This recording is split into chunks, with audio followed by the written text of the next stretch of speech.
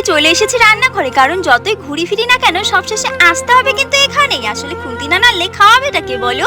আজকে আবার বিছানা ছাড়তেই না অনেকটা লেট হয়ে গেছিল, তাই সব কাজও একটু লেন্দি ভাবে চলছিল।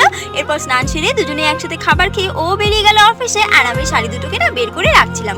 কাল ব্লাউজগুলো কাটাতে দেবো তো, কেন জানি না মাঝে মধ্যেই চোখের সামনে কাজ পড়ে থাকলেও না করতে ইচ্ছে করে না। শারীরিকভাবে কিন্তু অসুস্থ নই, কিন্তু ওই যে মনটা যে অসুস্থ, মনে জোর না থাকলে কি আর এই টুকিটাকি কাজগুলো করে ওঠা যায় বলো? আজকে আবার সন্ধে নামতেই না হালকা বৃষ্টিও শুরু হয়ে গেছে, তাই ভাবলাম না সারাটা দিন তো শুয়ে বসেই কাটালাম, এবার যাই রান্নাঘরে, বৃষ্টির মাঝে একটু মুখরোচক কিছু বানিয়ে দুজনে একসাথে বসে খাই। জানো তো আমাদের এমন একটা সময় চলছে, একজনের কাছে পরামর্শ চাইলে সস্তাভাবে 10 জন এগিয়ে আসে, আর সেই 10 জনের কাছে যদি একটু সাহায্য চাই, বিশ্বাস করবে না সেই লাইনে একজনও থাকে না।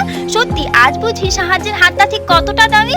এর আগের দিন পুজো দিতে যাওয়ার সময় না তাড়াহুড়ো করতে গিয়ে হিট প্রোটেকশন ছাড়াই চুলে ক্রিম্পিং করেছি, আর সেই থেকেই চুলটা কেমন যেন হয়ে গেছে, তাই ভাবলাম রাতেই তেলটা ভালো করে লাগিয়ে রাখি।